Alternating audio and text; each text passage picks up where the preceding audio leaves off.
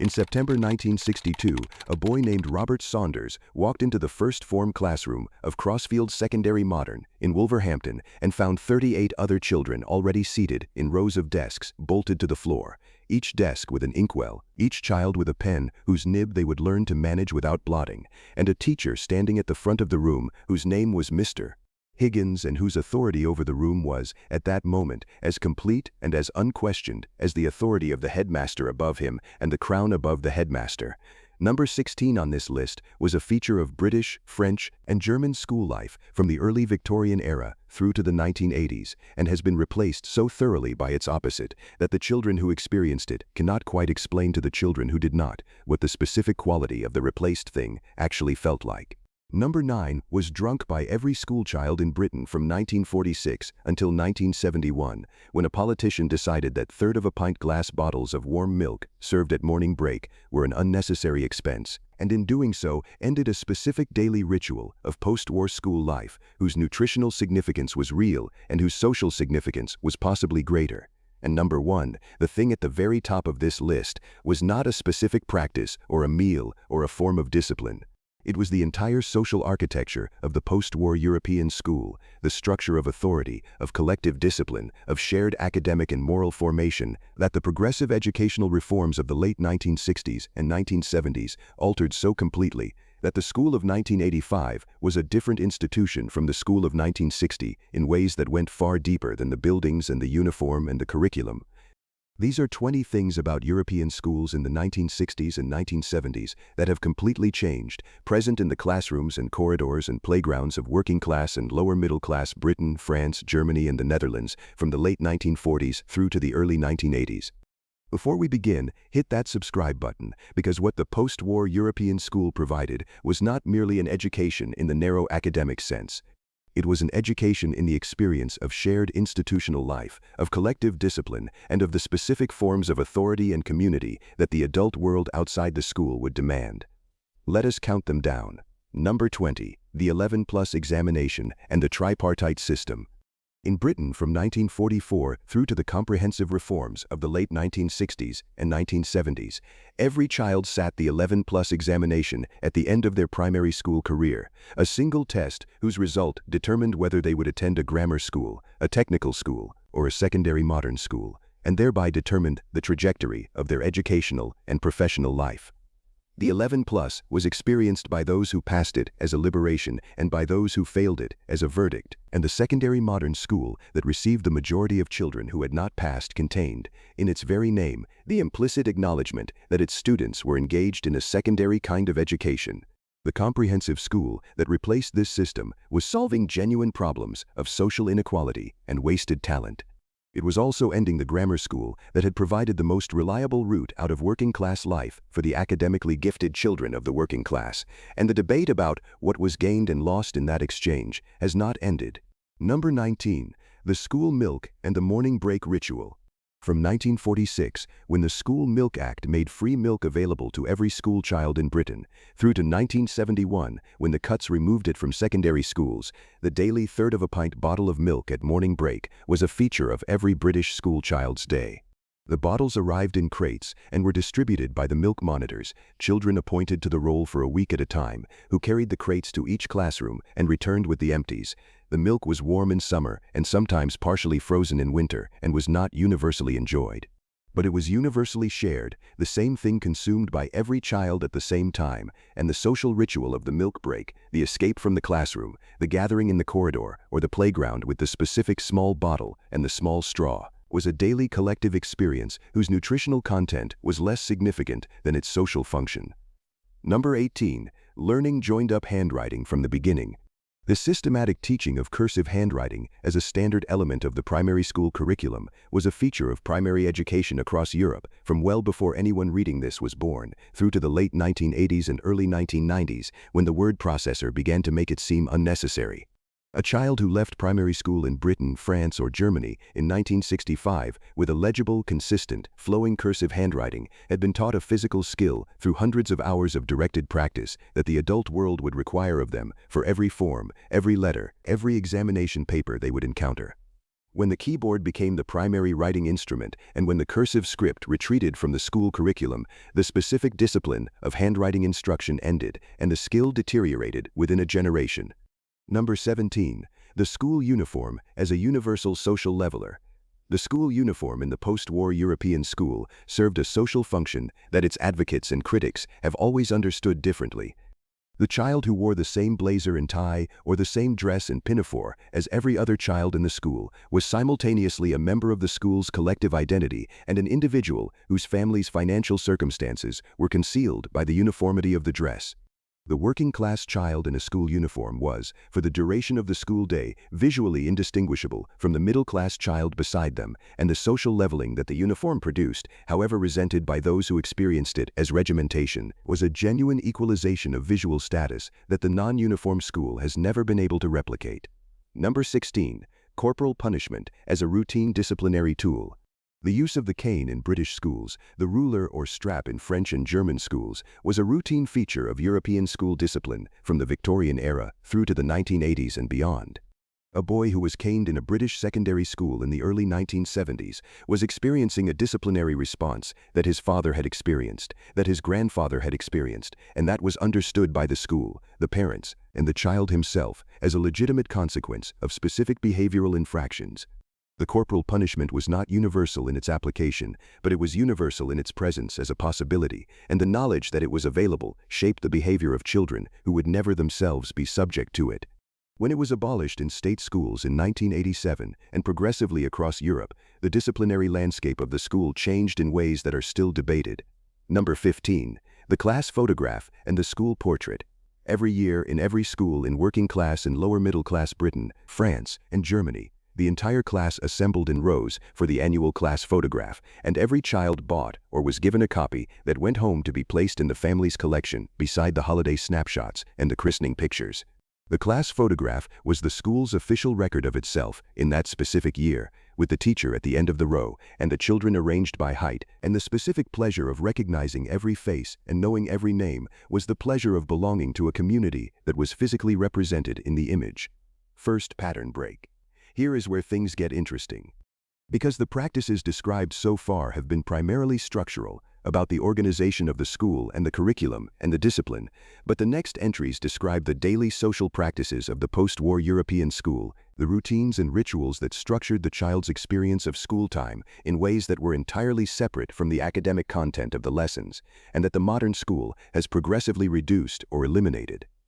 Number 14. The morning assembly. Every morning in every school in Britain and across much of continental Europe in the post-war decades, the entire school gathered in the hall or the gymnasium for a collective assembly that included a hymn, a reading, a prayer, and a headmaster's address to the assembled school. The morning assembly was the school's daily declaration of its collective identity, the occasion on which the rules were restated, the achievements were recognized, and the moral and social framework within which the school understood itself was refreshed and reinforced. The hymn was sung by everyone, regardless of personal belief. The prayer was followed by everyone, regardless of religious conviction, and the headmaster's address was heard by everyone from the smallest child in the first year to the largest in the upper sixth. When the religious character of the morning assembly became legally complicated by the growing religious diversity of British and European schools through the 1980s and 1990s, the assembly changed in character and in many schools diminished in frequency and significance. Number 13. The school cane kept visible in the headmaster's office. The cane that stood in the corner of the headmaster's study in every British secondary school throughout the post-war decades was not primarily a disciplinary instrument. It was a symbol, a piece of institutional theater whose visible presence communicated the school's willingness to enforce its authority. The headmaster, who called a boy to his study for a serious infraction, who closed the door, and whose actions were reported in whispered detail by the boy afterward, in the playground, was not merely punishing the individual.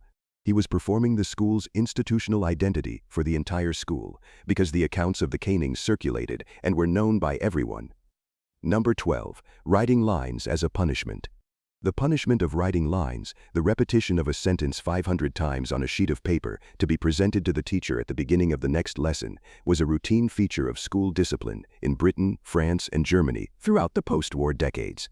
The lines required only a pen and paper and a willingness to endure the tedium of the task, which was its entire disciplinary logic. The boredom of the repetition was the punishment, and the time taken was time that could not be spent on more enjoyable activities. When behavioral management approaches emphasizing discussion and reflection replaced the mechanical punishments of lines and detention, the lines were abandoned as punitive but educationally purposeless, which they were, but also as an effective deterrent, which in many cases they had been. Number 11.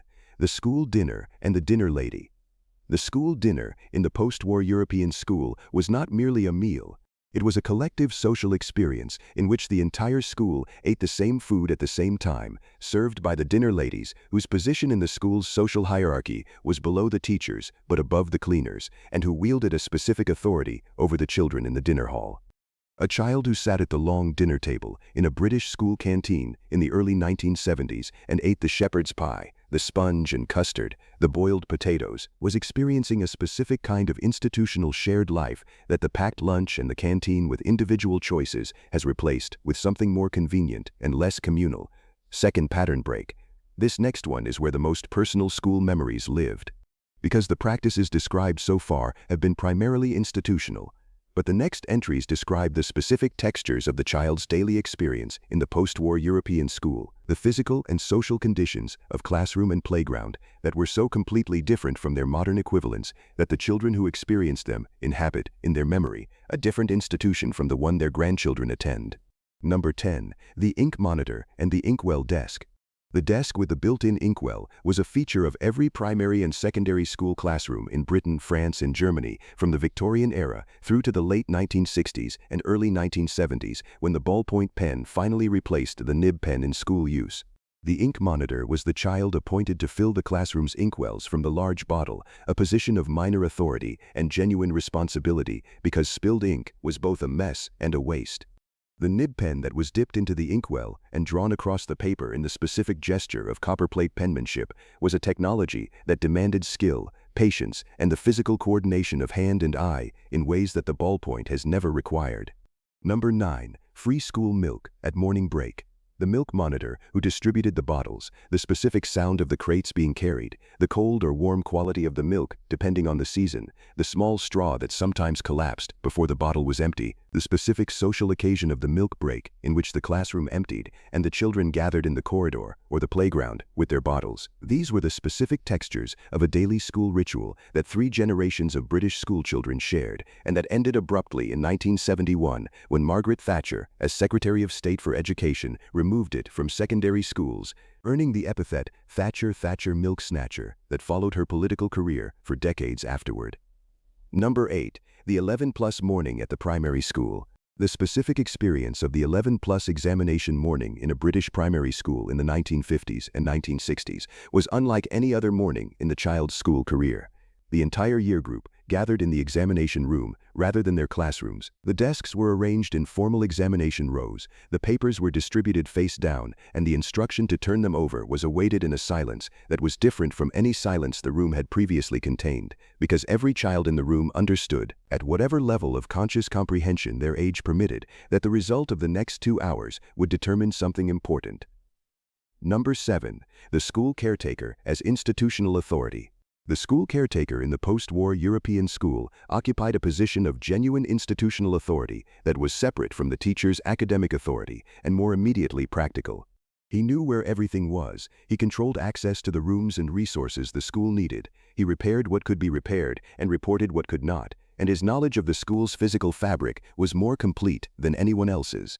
The caretaker, who had been in the same school for 20 years, knew more about the building than the headmaster who had been there for 5. Number 6. The school trip as a genuine adventure. The school trip in the 1960s and 1970s, to the seaside, to a museum, to a historical site, was a genuine departure from the normal conditions of the child's life in ways that the modern school trip, insured against every contingency and accompanied by sufficient adults to maintain sight of every child at all times, has never replicated. The school trip in the early 1970s departed on a coach that might or might not have a functioning heater, stopped at a service station where the teacher counted heads and found the number always slightly different from what it should have been, and arrived at the destination with a group of children who had been out of sight of their parents for several hours and experienced the specific freedom and the specific anxiety of that condition.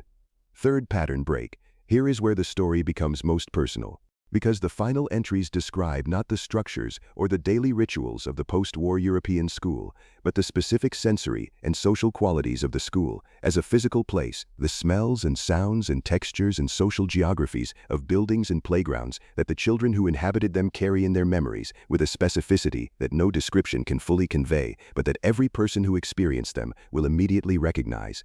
Number 5. The specific smell of the post-war school. The post-war European school had a specific smell produced by the combination of its building materials, cleaning products, cooking from the school kitchen, the accumulated presence of several hundred children and several dozen adults, and the specific atmospheric conditions of a building, heated by central heating in some rooms and by gas fires in others. The smell of floor polish, of chalk dust, of school dinner cooking from the kitchen at the far end of the building, of wet coats in the cloakroom after a rainy morning, of the specific institutional soap in the lavatory, combined to produce an olfactory signature as specific to the post-war school as the sound of the school bell, and that is triggered in its entirety by any single element of the combination reaching the adult who was once a child in those rooms. Number 4. The playground as an unsupervised social world. The playground of the post-war European school during break times was not supervised in the manner that the modern playground is managed. There were teachers present, but they were present at the margins, and the social world of the playground, the hierarchies, the alliances, the games, the conflicts, and the resolutions of conflicts, was managed by the children themselves in ways that required the development of social skills, negotiation abilities, and the capacity to manage group dynamics that the heavily supervised modern playground does not demand in the same way. Number 3. The end-of-term rituals and the school prize day. The end of the school year in the post-war European school was marked by rituals that acknowledged collective achievement and individual distinction in ways that the modern school's more egalitarian approach to recognition has modified. The school prize day, at which prizes were awarded in front of the entire school and their parents for academic, sporting, and character achievements, was a ceremony of genuine social significance in which the community's values were publicly embodied and the hierarchy of attainment was publicly acknowledged. Number 2. The school report as communication between institutions.